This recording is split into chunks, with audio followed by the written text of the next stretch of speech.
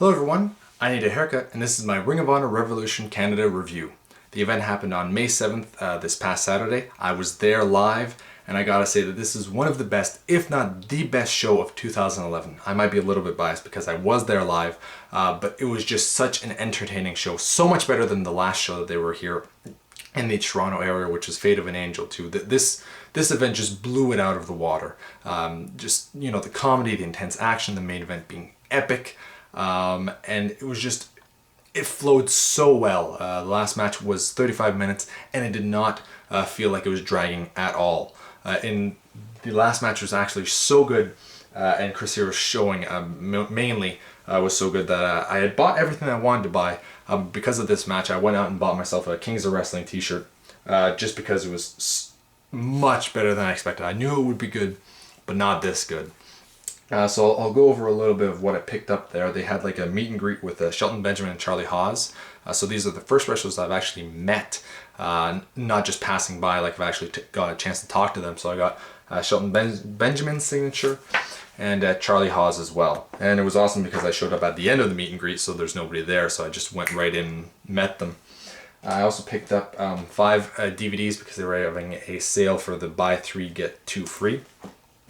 So I picked up Champions vs. All-Stars, Only the Strong Survive, SoCal Showdown 2, World's Greatest, and the 9th Anniversary Show. So I'll be looking forward to reviews from those because I will be reviewing basically anything I get my hands on for Ring of Honor this year. I do have a little bit of a backlog from the 2010 shows, the last few 2010 shows, but this should be motivation for me to get through those. So yeah, be looking forward to those. And yeah, awesome event. If you get the chance to pick this one up on DVD, definitely do it. We started off the night with Claudio Castagnoli versus Kyle O'Reilly, and as usual when you get Claudio versus a little high flyer guy, you're going to be entertained. And this match went for a good like 15 minutes, and almost every match did get a very good amount of time, and the last match 35 minutes, so you know they're always delivering in that respect. So we had Kyle O'Reilly kind of going for Claudio's leg and using his high flying and fast speed to kind of counter Claudio's dominant brute force, and Kyle did hit like the sharpshooter, so the Canadian fans went wild for that. But Claudio did end up winning, hitting his finisher on Kyle, but it made Kyle look strong, lasting that long and putting up such a good fight against Claudio. I'd give this about 3 1/4, very good opener. Then we had Steve Corino versus Mike Bennett, kind of like this lowest match, but the best part of it was everyone going wild for Steve Corino. Like they were chanting his name throughout the entire event. He came out in a Canadian jersey and he cut a promo saying that he's been waiting so long to finally wear that in Canada, and the crowds just ate it up.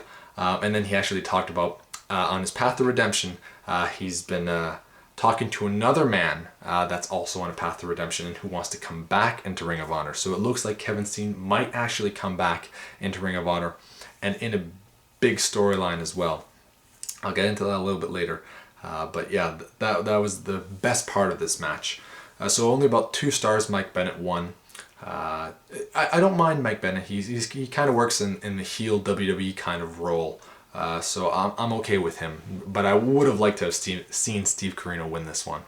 And then we had the 6-man match, and this match really surprised me because I did not expect this to be one of the better matches of the night, because it was a very entertaining match. They got like a good 15-20 minutes for this one, and it was always, you know, high-paced action, and it works in this sense because there's so many guys in the ring. Well, actually, it's mainly only 2 guys, and then if one of them gets thrown outside the ring, then another guy can jump in. So you always have fresh guys, so they can just hit the high spots, and it'll make sense and look all right. And then we had a lot of them jumping outside of the ring, and every, you know, one guy would fall out, then another guy would jump out, then the other guy would jump on those 2, and then, you know, always getting that kind of thing. So really entertaining, in the high flyers, like the smaller guys like Grizzly Redwood, Adam Cole, did a very good job of hitting the high-paced, high-flying moves. And, you know, you had Andy Ridge, who's a very good guy at getting a move hit on him and bumping. He'll just take like any kind of move. He'll be like, yeah, okay, you want to do that move? Do it on me. And then you also had like Michael Elgin being the powerhouse of the match, who looked like a dominant force and did win the match. So I'd give this about 3.5 stars, and everyone really enjoyed Michael Elgin's work and were chanting his name throughout the match, which is good.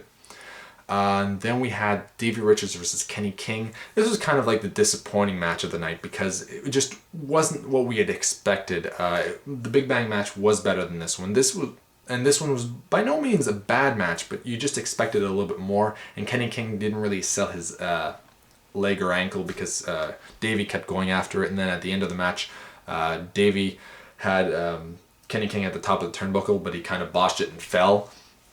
So he was really upset about that, and then they had the finish where he made Kenny King tap, but Kenny never really paid attention and sold his leg at all throughout the entire match, so that kind of hurt it. And then as soon as Davey won, he just walked right off and didn't stay at all because he was very upset that he botched the move. It did hurt the match a bit, but still 3.5 stars. Not by no means a bad match at all, or even a decent. It was still very good and entertaining, just not what I had expected.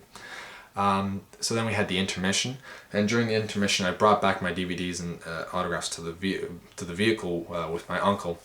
And while we're walking by, one of the arena doors opens up, and it's Kyle O'Reilly. And I'm like, whoa, he's like right there in front of me, like I could have touched him. I'm like, hey man, good match. And he's like, yeah, thanks. And then he just walked back in. So I thought that was pretty neat.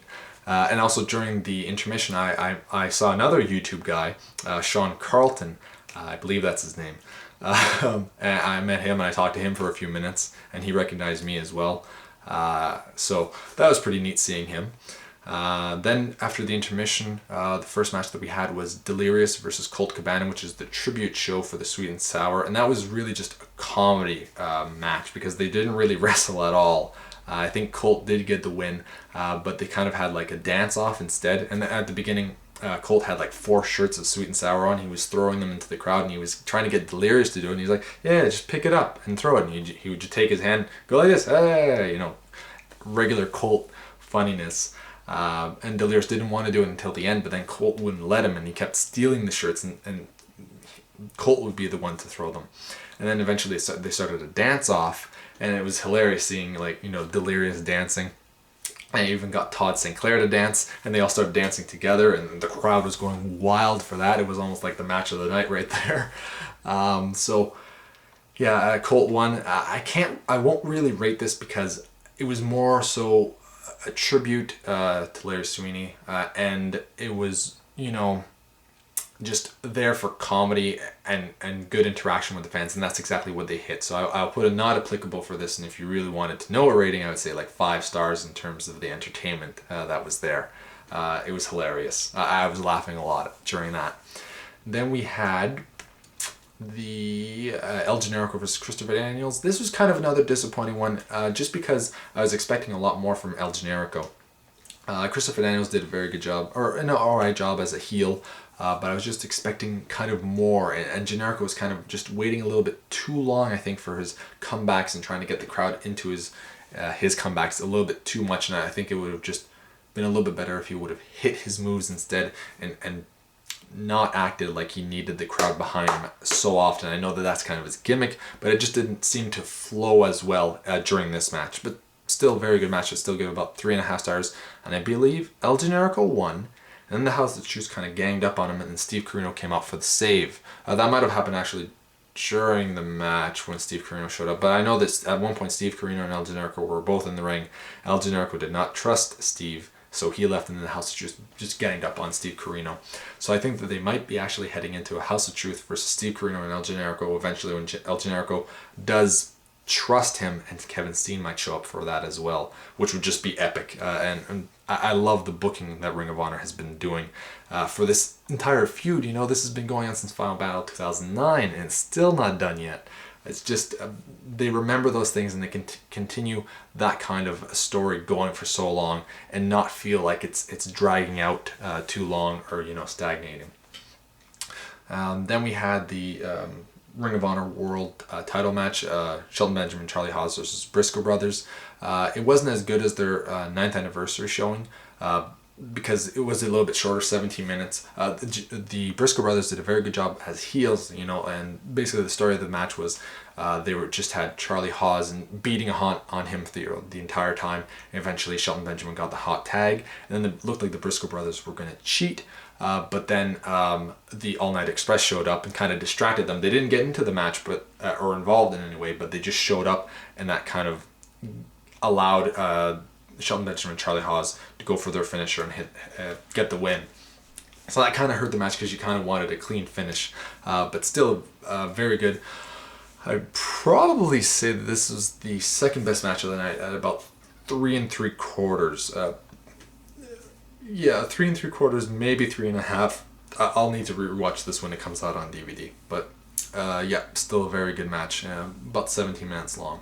And then the main event. Now this was definitely the reason that you should buy this DVD. If you just get it for this match alone, it's totally worth it. Because I don't really like Eddie Edwards as champion. I would have much rather seen Davey Richards, or even better, Chris Hero, because Chris Hero is my favorite guy in there, or even El Generico. It just seemed weird for Eddie Edwards to win the title, and it doesn't seem like everyone was really into him because they were chanting for Chris Hero, but I think everyone just kind of likes Chris Hero anyway. I think Davey Richards would be one of the only... Davey Richards and El Generico would be the only two faces that could win the title without having any backlash against them, because they're so over with the crowd. And Eddie Edwards, though, did a very good job during this match, because Chris Hero was the star of the match. He was just amazing because he was focused on Eddie Edwards' arm, and he would not slow down for that. Like, instead of going for an elbow to the face, he would hit an elbow on the arm. And you're really starting to feel the pain that Eddie Edwards was showing for that arm, because he couldn't do anything with it, and he was just always being attacked by it. And he did a very good job selling his arm and always showing a fighting spirit type of thing, because it was a lot of back and forth action where one guy was dominating, and the only reason why Chris Hero would start dominating is because he'd be going for the arm. Chris Hero did hit Eddie Edwards outside of the ring onto the table, so there was a crash to the table, and it looked like he wasn't going to make it for the 20 count, and they did a lot of things on the outside of the ring. At one point they had Chris Hero on the side of the guardrail, and then Eddie Edwards came running by and hit him with, I think it was his foot, and he flew into the Chris Hero flew into the crowd, and it was right in front of Sean Carlton as well. You lucky bastard. I guess he's in second row, and it's like right there, and Chris Hero just flies right into him. That was the only time that any wrestler flew into the crowd, but that was pretty awesome. And then it was just such a... At near the last 10 minutes, it was just like Chris Hero was trying to do anything he could to put away Eddie Edwards. And Eddie Edwards just kick out of everything. And Eddie Edwards actually like fighting back and hitting some of like big moves where you thought it could be over for Chris Hero as well. But it was always more so on Eddie Edwards' part. It looked like he was going to end it. And anytime that it would look like Chris Hero might lose, everyone was like, no, don't let it happen like this. And a lot of match of the year chants from the crowd, and this is awesome, this is wrestling. Like, the crowd was super into this match. For like the last 15-20 minutes, it was hot throughout the entire time. You know, the crowd never slowed down or died down. They were really into this match. They had Claudio Castagnoli come in, and he hit his finisher on Eddie Edwards, so it looked like it might be over then, but Eddie Edwards kicked out of that as well. And then they had Davey Richards come out and beat the hell out of Claudio to get him out, no longer involved into the match. And then they finally ended it with... I don't even remember what the end of the match was, because it was just so epic, and it was just like, okay, yes. Edwards went for his submission move, and then he started... He had Chris Hero, and then he had his foot right next to him, and he started whacking Chris Hero in the face to finally get him to... I think he passed out during that match, because I don't think he tapped. I think it was like a KO, and I thought it was like a DQ or something like that, but he did pass out, and it was just... Wow, that was, you know, one of the best matches I've ever seen. So I would probably say that this is the match of the year currently. I really want to check this out again. I'd probably give it 4.25, maybe 4.5 stars. A phenomenal match. Definitely check this this event if you get the chance. I give it about 8.5 out of 10. Thanks for watching, guys. I'll talk to you later. Bye-bye.